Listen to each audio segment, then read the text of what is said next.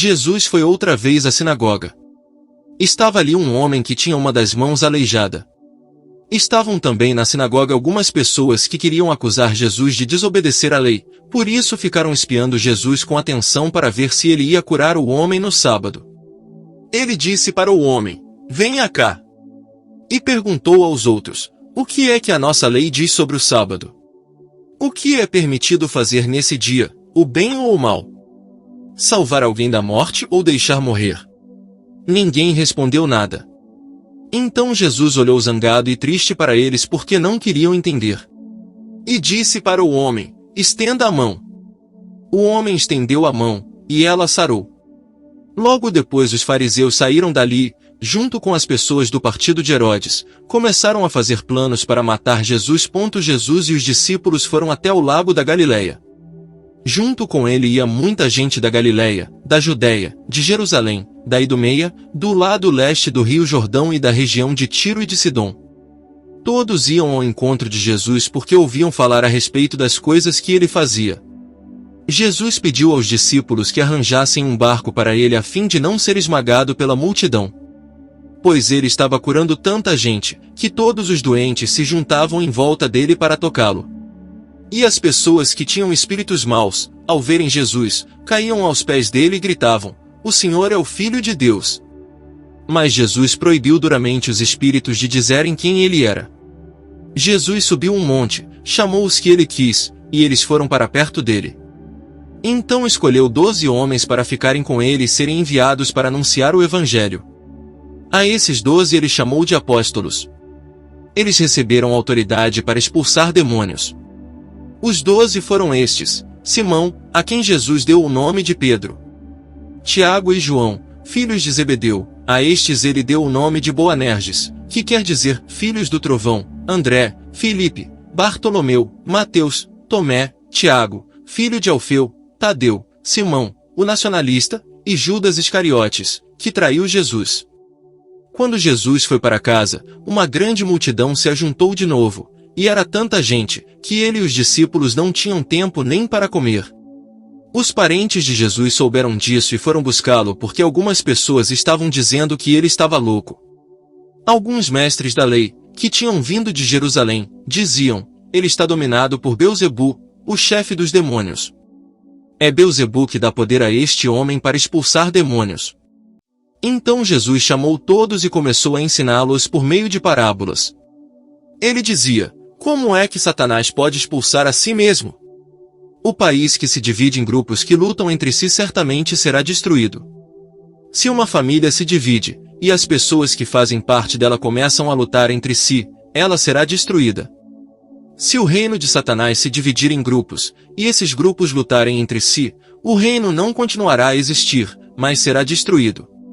Ninguém pode entrar na casa de um homem forte e roubar os seus bens, sem primeiro amarrá-lo. Somente assim essa pessoa poderá levar o que ele tem em casa. Eu afirmo a vocês que isto é verdade: os pecados que as pessoas cometem ou as blasfêmias contra Deus poderão ser perdoados. Mas as blasfêmias contra o Espírito Santo nunca serão perdoadas porque a culpa desse pecado dura para sempre." Jesus falou assim porque diziam que ele estava dominado por um espírito mau. Em seguida a mãe e os irmãos de Jesus chegaram, eles ficaram do lado de fora e mandaram chamá-lo. Muita gente estava sentada em volta dele, e algumas pessoas lhe disseram: "Escute. A sua mãe e os seus irmãos estão lá fora, procurando o Senhor." Jesus perguntou: "Quem é a minha mãe? E quem são os meus irmãos?" Aí olhou para as pessoas que estavam sentadas em volta dele e disse: "Vejam. Aqui estão a minha mãe e os meus irmãos. Pois quem faz a vontade de Deus é meu irmão, minha irmã e minha mãe." Capítulo 4. Jesus começou a ensinar outra vez na beira do lago da Galileia. A multidão que se ajuntou em volta dele era tão grande, que ele entrou e sentou-se num barco perto da praia, onde o povo estava. Jesus usava parábolas para ensinar muitas coisas. Ele dizia: "Escutem. Certo homem saiu para semear. E, quando estava espalhando as sementes, algumas caíram na beira do caminho, e os passarinhos comeram tudo. Outra parte das sementes caiu num lugar onde havia muitas pedras e pouca terra. As sementes brotaram logo porque a terra não era funda. Mas, quando o sol apareceu, queimou as plantas, e elas secaram porque não tinham raízes. Outras sementes caíram no meio de espinhos, que cresceram e sufocaram as plantas. Por isso nada produziram. Mas as sementes que caíram em terra boa brotaram, cresceram e produziram na base de 30, 60 e até 100 grãos por um. E Jesus terminou, dizendo: se vocês têm ouvidos para ouvir, então ouçam. Quando a multidão foi embora, as pessoas que ficaram ali começaram, junto com os 12 discípulos, a fazer perguntas a Jesus sobre parábolas. Jesus disse a eles: a vocês Deus mostra o segredo do seu reino. Mas para os que estão fora do reino tudo é ensinado por meio de parábolas, para que olhem e não enxerguem nada e para que escutem e não entendam, senão, eles voltariam para Deus, e Ele os perdoaria. Então Jesus perguntou: se vocês não entendem essa parábola, como vão entender as outras? E continuou: o semeador semeia a mensagem de Deus. Algumas pessoas que a ouvem são como as sementes que caíram na beira do caminho. Logo que ouvem, Satanás vem e tira a mensagem que foi semeada no coração delas. Outras pessoas são como as sementes que foram semeadas onde havia muitas pedras. Quando ouvem a mensagem, elas a aceitam logo com alegria, mas depois de pouco tempo essas pessoas abandonam a mensagem porque ela não criou raízes nelas. E, quando por causa da mensagem chegam os sofrimentos e as perseguições, elas logo abandonam a sua fé. Ainda outras são parecidas com as sementes que foram semeadas no meio dos espinhos. Elas ouvem a mensagem, mas, quando aparecem as preocupações deste mundo, a ilusão das riquezas e outras ambições, estas coisas sufocam a mensagem, e ela não produz frutos. E existem aquelas pessoas que são como as sementes que foram semeadas em terra boa. Elas ouvem, e aceitam a mensagem, e produzem uma grande colheita, umas 30, outras 60, e ainda outras 100 vezes mais do que foi semeado. Jesus continuou: por acaso alguém acende uma lamparina para colocá-la debaixo de um cesto ou de uma cama? Claro que não. Para iluminar bem, ela deve ser colocada no lugar próprio. Pois tudo que está escondido será descoberto, e tudo que está em segredo será conhecido. Se vocês têm ouvidos para ouvir, então ouçam. Disse também: cuidado com o que vocês ouvem. Deus usará para julgar vocês a mesma regra que vocês usarem para julgar os outros. E com mais dureza ainda. Quem tem receberá mais, mas quem não tem, até o pouco que tem será tirado dele. Jesus disse: o reino de Deus é como um homem que joga a semente na terra. Quer ele esteja acordado, quer esteja dormindo, ela brota e cresce, sem ele saber como isso acontece.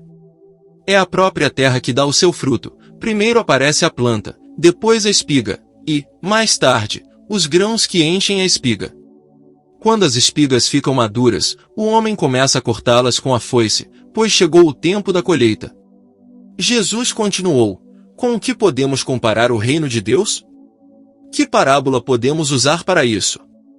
Ele é como uma semente de mostarda, que é a menor de todas as sementes.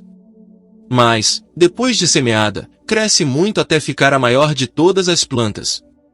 E os seus ramos são tão grandes, que os passarinhos fazem ninhos entre as suas folhas.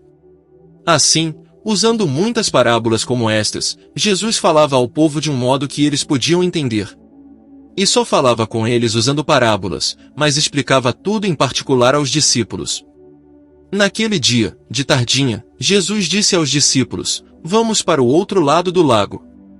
Então eles deixaram o povo ali, subiram no barco em que Jesus estava e foram com ele, e outros barcos o acompanharam. De repente, começou a soprar um vento muito forte, e as ondas arrebentavam com tanta força em cima do barco, que ele já estava ficando cheio de água. Jesus estava dormindo na parte de trás do barco, com a cabeça numa almofada. Então os discípulos o acordaram e disseram: Mestre, nós vamos morrer. O Senhor não se importa com isso? Então ele se levantou, falou duro com o vento e disse ao lago: Silêncio! Fique quieto. O vento parou, e tudo ficou calmo. Aí ele perguntou: Por que é que vocês são assim tão medrosos? Vocês ainda não têm fé? E os discípulos, cheios de medo, diziam uns aos outros: Que homem é este que manda até no vento e nas ondas,